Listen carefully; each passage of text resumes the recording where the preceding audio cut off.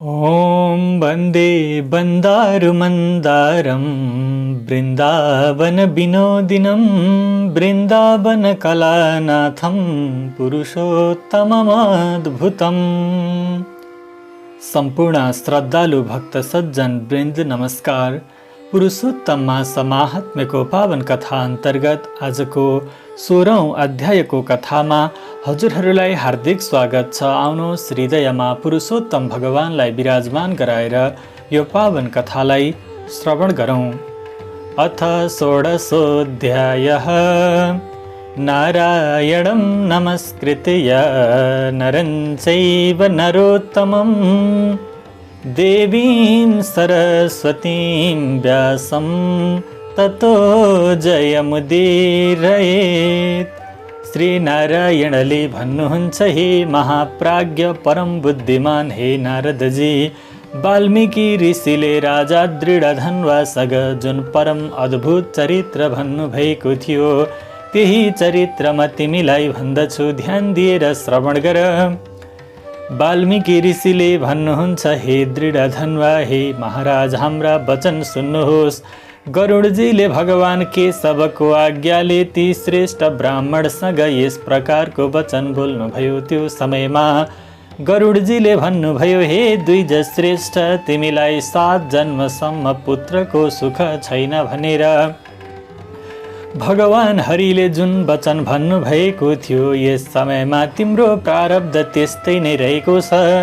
तापनि मेरा स्वामी श्री हरि भगवानको कृपापूर्ण आज्ञा प्राप्त गरेर म तिमीलाई पुत्र दिन गइरहेको छु। हे तपोधन, मेरै अंशबाट तिमीलाई पुत्र प्राप्त हुनेछ, जुन पुत्रद्वारा तिमीले गौतमीका साथमा आफ्ना मनोकामनाहरू पूर्ण गर्नेछौ। तर त्यस पुत्रबाट हुने जे जति पनि दुःख रहेका छन् ती तिमी दुवैले अवश्य पनि भोग्नु पर्नेछ।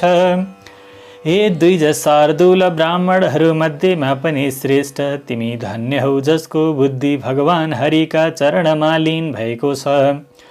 हरि भक्ति यानकि हरि भगवानको भक्ति सकाम कामना सहितको होस् वा निष्काम कामना विहीन होस्, भगवान हरिलाई दुवै प्रिय रहेका छन्। मनुष्यको शरीर पानीको फोका जस्तै क्षणभरमै नष्ट हुने खालको छ। यस्तो शरीर प्राप्त गरेर जसले आफ्नो हृदयमा हरिका चरणारविन्दको चिन्तन गर्दछ उही धन्य हो। यस अत्यन्त कठिन संसार सागरबाट पार गराउने भगवान हरि बाहेक अर्को कोही पनि छैन, केही पनि छैन। उनै भगवान हरिको कृपाले मैले तिमीलाई यो पुत्र दिएको हो। आफ्नो मनमा श्री हरिलाई धारण गरेर सुखपूर्वक विचार गरेर उदासीन भावले संसारका सुखहरू भोग गर। संसारको माया मोहमा धेरै नडुब।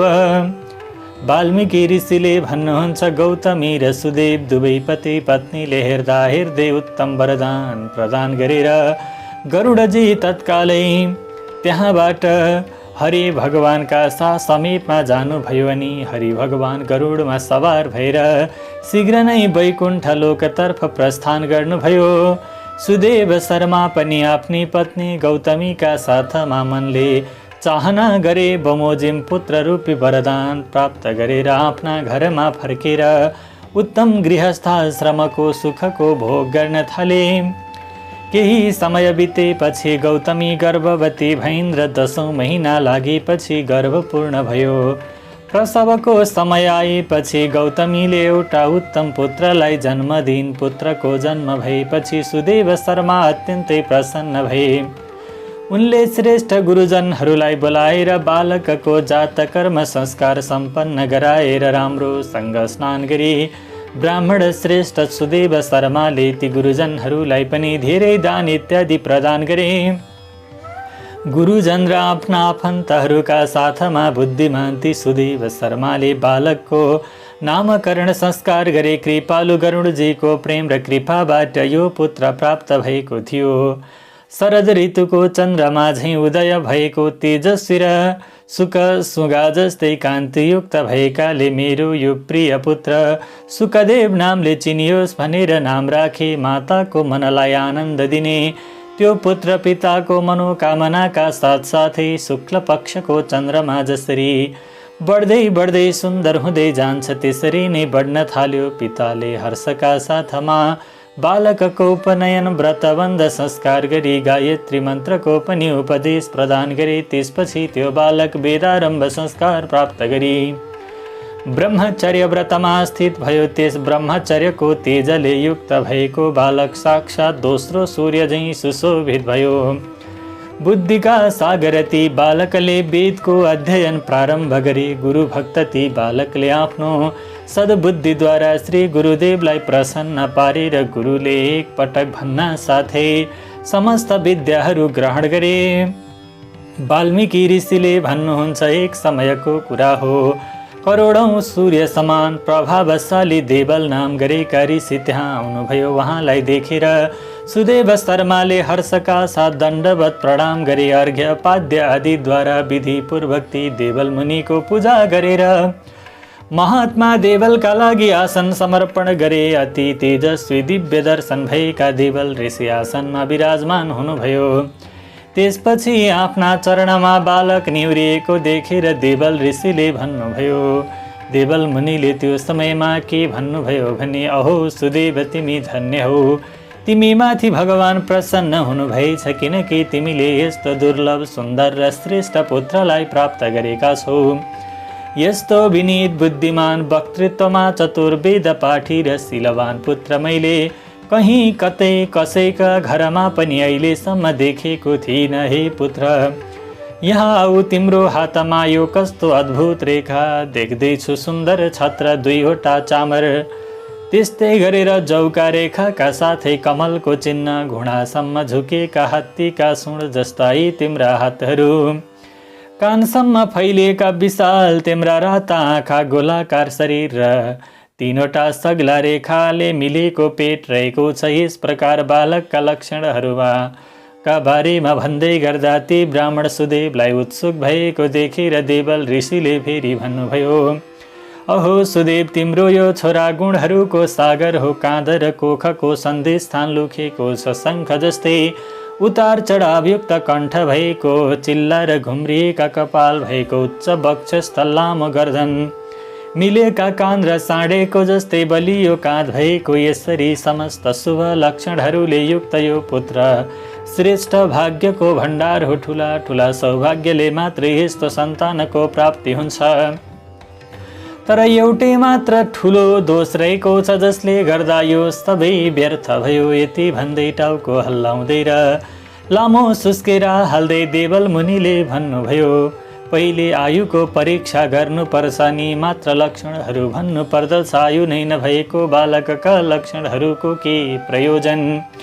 हे सुदेव, तिम्रो यो छोरा 12औं वर्षमा पानीमा डुबेर परलोक जानेछ। त्यसैले तिमीले मनमा शोक नगर्नु। जे हुनु निश्चित छ त्यो अवश्य नै भएरै छाड्दछ।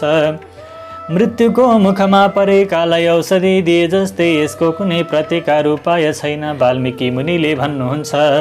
देवल मुनि यति भनेर ब्रह्मलोकतर्फ प्रस्थान गर्नुभयो र यो कठोर वचन सुनेर गौतमीका साथमा सुदेव नाम गरेका ती ब्राह्मण भूमिमा पछारिए। भूमिमा लडिरहेका सुदेव देवल ऋषिले भनेका वचनहरू सम्झँदै लामो समयसम्म विलाप गरिरहे। त्यसपछि उनकी पत्नी गौतमीले धैर्य धारण गर्दै पुत्रलाई आफ्ना काखमा लिइन् र पहिले प्रेमपूर्वक पुत्रका मुखमा चुम्बन गरेर पुत्रलाई माया देखाएर आफ्ना पतिसँग भन्न थालिन्। गौतमीले भनिन्, हे द्विजराज, हुन गइरहेको कुरामा भयभीत हुनु हुँदैन। जे हुनु छैन त्यो कहिल्यै पनि हुँदैन र जे हुने निश्चित रहेको छ त्यो सबै भएरै छाड्दछ।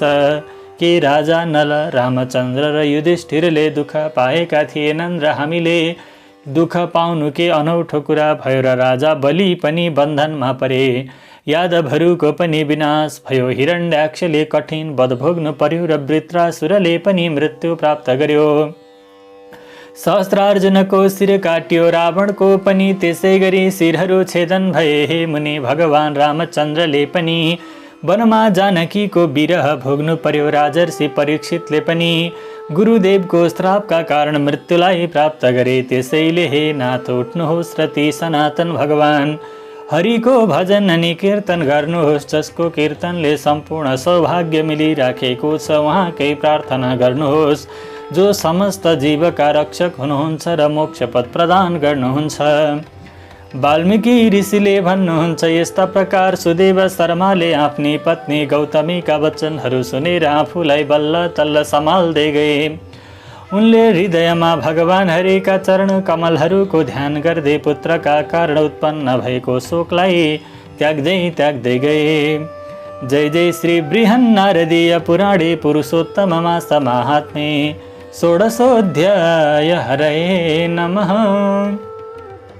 हवस्त श्रद्धालु भक्त सज्जन वृन्द, यससँगै हामीले पुरुषोत्तम मास माहात्म्य अन्तर्गत आजको 16औं अध्यायको कथालाई पनि श्रवण गरेका छौँ। भोलिका दिनमा 17औं अध्यायको परम पावन कथा लिएर उपस्थित हुनेछौँ। पुरुषोत्तम भगवानको, लक्ष्मीनारायण भगवानको अनि हजुरका इष्टदेवको परम कृपा हजुर तथा हजुरका सम्पूर्ण परिवारजनमा सदा अनि सर्वदा रहिरहोस् भन्ने शुभभावसहित भोलिको श्रृङ्खलामा पुनः भगवानका दिव्य कथा लिएर आउने वाचा गर्दै आजका लागि बिदा दिनुहोस्। नमस्कार।